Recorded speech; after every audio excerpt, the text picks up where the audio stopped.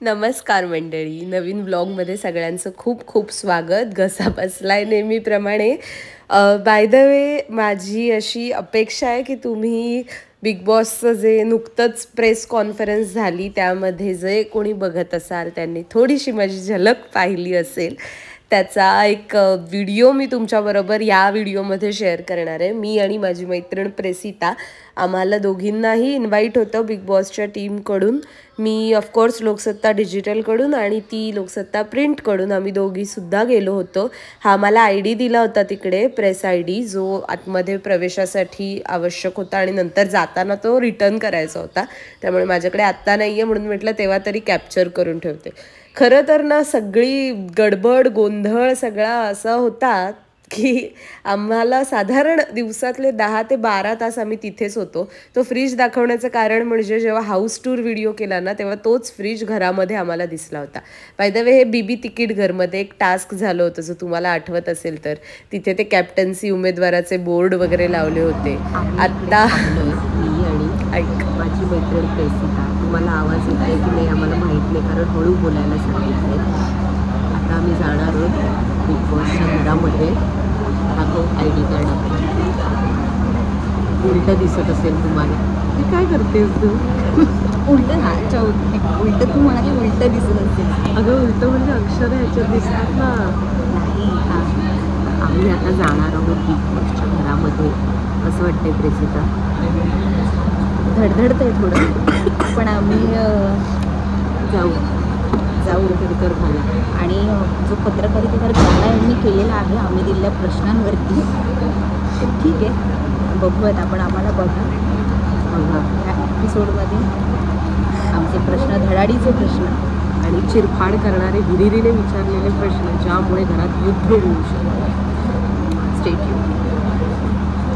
हा व्हिडिओ केल्यावर आम्ही आधी घरात गेलो, थोडंसं इंटरव्ह्यू वगैरे झाला आणि नंतर लंचसाठी बाहेर आलो. असं जेवण होतं आणि आता लगेच आपण एपिसोडची झलक. सो नमस्कार मंडळी. खरं तर छान तयार होऊन मला हा व्हिडिओ, छोटासा जो क्लिप मी जोडणार आहे ही बनवायची होती, पण मागचे 2 आठवडे झाले. म्हणजे मला आठवते मी भाऊचा धक्क्याच्या ऐवजी जे महाराष्ट्राच्या धक्क्याच्या पत्रकार परिषदेला गेले होते, तो एपिसोड येऊन आता 1 आठवडा झालाय आणि मी आठवडाभर प्लॅनिंग करते की मला आत्ता तरी व्हिडिओ टाकू दे, आत्ता तरी टाकू दे, पण काही ना काही आणि थोडा माझा आळशीपणा पण. तर त्या सगळ्यामुळे खूप प्रचंड उशीर होत होता. आणि आता तर काय फायनल्सची तारीख पण जाहीर झाली आहे, त्यामुळे मी म्हटलं की पत्रकार परिषदेचा जो व्हिडिओ आहे तो आत्ता तरी टाकावा. आणि त्यामुळे आज शनिवारी घरच्या कपड्यांमध्ये बसून अजिबात मेकअप न करता तुम्हाला मी ती स्टोरी सांगणार आहे, जी म्हणजे खरं तर मी व्हिडिओमध्ये कव्हर केली नाहीये तितकी. सो सगळ्यात महत्वाचं म्हणजे तुम्ही मला ह्याच्यामुळे जर ओळखलं नसेल तर ती मीच होते जी पत्रकार परिषदेमध्ये बिग बॉसच्या दिसले होते. आय होप जे बघतात बिग बॉस त्यांच्याशी मी कनेक्ट होते याच्या थ्रू. सो बेसिकली मी हाऊस टूरच्या वेळेला सुद्धा बिग बॉसच्या घरामध्ये गेले होते, त्याच्यामुळे तुम्हाला पण कल्पना असेल कदाचित ज्यांनी पाहिलाय माझा तो व्हिडिओ. चांगला चालला होता, सो मला पाहिलाय, काहींनी पाहिलाय अशा ह्याने सांगतेय. पाहिला नसेल तर बघा, आहे आपल्या चॅनलवरती. आणि त्यामुळे आणि त्याच्यानंतर बरेचसे जे इंटरव्ह्यू झाले तेव्हा पण मी बऱ्यापैकी कॉन्टॅक्टमध्ये होते जे कोणी मॅनेज करतात त्यांच्या. सो त्यांच्याकडून इन्व्हाइट आलं, साधारण एक 7-8 दिवसांआधी वगैरे इन्व्हाइट आलं होतं. मात्र त्या दिवशी त्या कालावधीत पण माझं रोज ऑफिसला येणं जाणं होतं, बरं नव्हतं, मला तब्येत ठीक नव्हती. त्या तब्येतीवरून बिग बॉसच्या घरात वेगळा किस्सा घडला, ते पण तुम्हाला सांगते. सो त्याच्यामुळे इन्व्हाइट आल्यानंतरही असं वेगळं काही शॉपिंग करा किंवा केसाचंच काहीतरी बाबा करून ये, फेशियल करून ये वगैरेला वेळ मिळाला नाही मला. आहे तशी गेले होते. प्रश्न फक्त मी काढले आणि ते पण कुठे प्रवासाच्या दरम्यान मला जे सुचलं ते दिलं होतं. प्रश्न आमच्याकडून प्री अप्रूव्ह करून घेतले होते, म्हणजे कंटेस्टंट्सने नाही, जे शोचे निर्माते आहेत किंवा जे शोचे मेकर्स आहेत त्यांना प्रश्न दाखवण्यात आले होते आणि त्यातले काही त्यांनी निवडले होते. यामध्ये बायस्डनेस वगैरे मी काही असं सांगत नाहीये, फक्त प्रश्न रिपीट होऊ नयेत हा त्यातला मनसुबा होता त्यांचा. आणि कारण तुम्ही जर बघितली असेल तर प्रॉपर या वेळेला प्रेस कॉन्फरन्स जी झाली त्यामध्ये होस्ट होते डॉक्टर निलेश साबळे आणि ते एकेका पत्रकाराचं नाव घेत होते आणि मग त्यानंतर तो पत्रकार जो कोणी आहे तो प्रश्न विचारत होता. त्याच्यामुळे प्रश्न त्यांना दिले होते आधी, कंटेस्टंटना नाही. अगेन बाकीचं तर जर्नी तर तुम्ही बघितलात की इथून मी कशी गेले तिथपर्यंत, तिथे आतमध्ये काय घडलं तेही बघितलं. एक किस्सा मला सांगायचा म्हणजे मी म्हटलं तसं मला अजिबातच बरं नव्हतं, म्हणजे मला आता पण खोकला लागतो, एवढा खोकला, इतकी सर्दी झाली होती की मला एक तर मी प्रार्थना ही करत होते की मला ना तिथे प्रश्नांच्या वेळी खोकला नको लागायला, कारण जर असं लागलं तर काय कट होणार ना. आणि मी सांगितलं पण नव्हतं कुणाला. ती गोष्ट चांगली की मी सांगितलंच नव्हतं. जेव्हा एपिसोड टेलिकास्ट झाला तेव्हाच लोकांनी बघितलं आणि तेव्हाच मला अनेकांनी कॉल, मेसेज, व्हॉट्सअपला मेसेज, इथे इन्स्टाला मेसेज वगैरे सगळीकडे सगळं बबल बबल बबल झालं. सो बेसिकली मला खोकला खूप झाला होता आणि मी जेव्हा आतमध्ये गेले ना तर पहिले 4 झाले, म्हणजे जान्हवी, अंकिता, निक्की, अरबाज आणि माझ्या मते अभिजित पर्यंत आय वॉज ऑल ओके. मी पाणी वगैरे मी पाणी पितेय की बाबा मला खोकला लागू नये. आणि जेवण वगैरे झालं तेव्हा ब्रेक झाला 5 वाजता वगैरे. आणि जेवण झाल्यानंतर जेव्हा मी आत गेले तेव्हा वर्षा उसगावकर मॅम जे आहेत त्यांचं ते आपकी अदालत जे बनवलेलं तिथे आम्हाला बोलवलं आणि ना त्यांचा एक दोन प्रश्न वगैरे झाले आणि मला जो खोकला लागला, डेंजर खोकला, म्हणजे अशी एक ढास लागते म्हणतात माहितीये, इतका खोकला म्हणजे 2-3 मिनिटं तर ते शूटिंग पण थांबलं. आणि त्याच्यानंतर मला सुचायचं ना मी काय करू. तरी माझ्या बाजूला आय गेस आणि एक कुठल्या तरी चॅनलचं ते म्हणजे जे आजूबाजूचे 2-3 जण होते त्यांनी मला खूप हेल्प केली. म्हणजे काही पत्रकार पण ऑफकोर्स त्याच्यावेळी म्हणजे असं झालं की यार काय यायचं यार असं झालं असेल त्यांचं. कंटेस्टंट्सने मी बाकीच्यांचे रिॲक्शनच बघू शकले, सो रिॲक्शनच बघू शकले नाही. आणि ना मला खोकला थांबेच ना. मी ना त्या जे होते आमच्या बरोबर तिथे आतमध्ये कोऑर्डिनेशनसाठी त्यांना म्हटलं मला बाहेर काढा.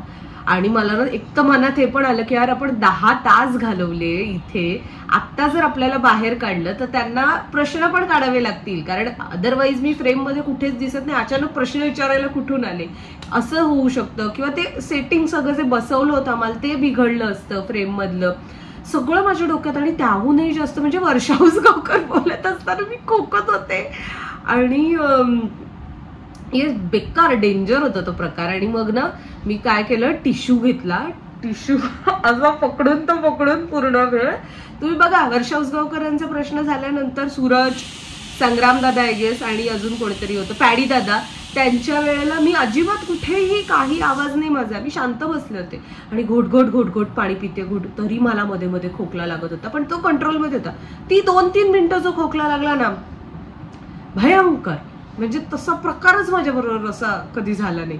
आणि देन तरी सगळ्यांनी सांभाळून घेतलं. त्यावेळेला मी नंतर बाहेर आल्यावर सुद्धा जे डॉक्टर साबळे त्यांना पण म्हटलं सॉरी माझ्याकडून चूक झाली, आणि मी तरी बोलून सॉरी असं करत होते, पण काय करणार. सो तो एक प्रकार. आणि आय गेस तो आवाज वगैरे तर सगळा कट झाला असेल एपिसोडमध्ये, पण माझ्या एका फ्रेंडने सांगितलं थोडासा खोकल्याचा आवाज आला बरं कुठेतरी, तुम्ही पण ऐकला असेल, तर मीच होते ती, कमेंटमध्ये सांगा. आणि नंतर तो खोकला माझी अशी काही ओळख बनली, म्हणजे मी जेव्हा अरबाज आउट झाला आणि मी सोमवारी इंटरव्ह्यूला गेले, तो व्लॉग वेगळा टाकते अरबाज आणि वैभवच्या इंटरव्ह्यूचा, तेव्हा इंटरव्ह्यूला गेले तेव्हा मी त्याला म्हणलं वो 3rd लाइन में थी ना मैं, वो खोकला आला था मला, तो हा त्याने मला त्या खोकल्यावरनं ओळखलं. सो बेसिकली काय कधी आपली कशी ओळख बनते देवालाच माहिती. सो एकूण सांगायचं झालं तर हा किस्सा मला तुमच्याबरोबर शेअर करायचा होता. बाकी प्रवास आणि सगळं एपिसोड वगैरे तुम्ही बघितलात. त्यानंतर अनेकांनी मला इन्स्टावरती मेसेज वगैरे केले की अरे वा वा वा, आणि सांगितलं नाही याचं पण एक महत्वाचं कारण म्हणजे ना एपिसोड आहे ना शेवटी आपल्या हातात नसतं काय कट होईल काय नाही होणार. 1 मिनिट थांबा. त्याच्यामुळे मी कोणालाच सांगितलं नव्हतं, फक्त माझ्या घरी माहिती होतं आणि ऑफकोर्स जे काही 1-2 क्लोज फ्रेंड्स जे कोणी आहेत त्यांना, आणि ते पण त्यांच्याशी बोलणं झालं म्हणून. मी कॉल करून कुणालाही सांगितलं नाही की मी बिग बॉस मध्ये दिसणार आहे, कारण यार कट केलं तर असं झालं माझं. आणि पण झालं. आणि फॉर्च्युनेटली त्यांनी माझे सगळे प्रश्न दाखवले. अंकिताला विचारलेला प्रश्न त्यांनी दाखवला नाही, कारण तो थोडा रिपीट झाला होता. म्हणजे माझ्या ज्या आधी ज्यांचा प्रश्न दाखवला त्या मॅमने पण साधारण तशीच उदाहरणं देऊन तो प्रश्न विचारता. त्याचा माझा मुद्दा वेगळा होता, पण त्यांनी तो ठीक आहे म्हणजे तो रिपीट झाला. पण त्याऐवजी जो मी ठरवला नव्हता तो जान्हवीचा प्रश्न पण मला विचारायची संधी मिळाली आणि तो टेलिकास्ट झाला. All thanks to queen Nikki, कारण मी निक्कीची सपोर्टर नाही आहे बाय द वे. सो कारण निक्की आणि जान्हवीचं तेव्हा भांडण झालं, त्याच्यामुळे त्यांना तो चांगला फुटेज मिळाला. सो असं. आणि त्याच्यानंतर खूप जणांनी कौतुक वगैरे मेसेज खूप जणांचे आले आणि तुम्ही पण त्यातले एक असाल तर तुम्हाला पण थँक्यू. कदाचित तुम्ही व्हिडिओ खाली काही कमेंट वगैरे केलीत तर करा, म्हणजे बघत असाल तर. आणि येस, असं झालं बिग बॉसच्या घरातल्या पहिल्या म्हणजे माझ्या पहिल्या प्रेस कॉन्फरन्सचा प्रवास अनुभव. तुम्हाला कसा वाटला माझा किस्सा सांगायला विसरू नका. आणि पुढचा व्हिडिओ पण लवकर टाकते. माझ्याकडून खूप डिले होतोय खरं तर, कारण मला ऑफिसचं पण आणि सगळं डेंजर झाले. एनिवे, सो चॅनलला सबस्क्राईब केलं नसेल तर प्लीज करा. मी प्रयत्न करते की लवकरात लवकर सगळे व्हिडिओ टाकेन जे काही आहेत शूट केलेले. नवरात्रीमध्ये पण जर काही प्लॅन झाला तर नक्की शेअर करेन. आणि येस, स्टे ट्यून. तोपर्यंत चला बाय बाय. फोटो जोडते काय काय ते बघून घ्या. बाय. सो हे काही व्हिडिओज फोटोज आहेत जे मला तुम्हीच तुमच्यापैकीच काहींनी पाठवले होते. आणि एक फोटो जो कलर्स मराठीच्या पेजवर जॉईन केला होता तो खूप मला मजा आली. तुम्हाला व्हिडिओ आवडला असेल तर लाईक करा, कमेंट करा, शेअर करा आणि yes do subscribe to my channel. तोपर्यंत बाय बाय.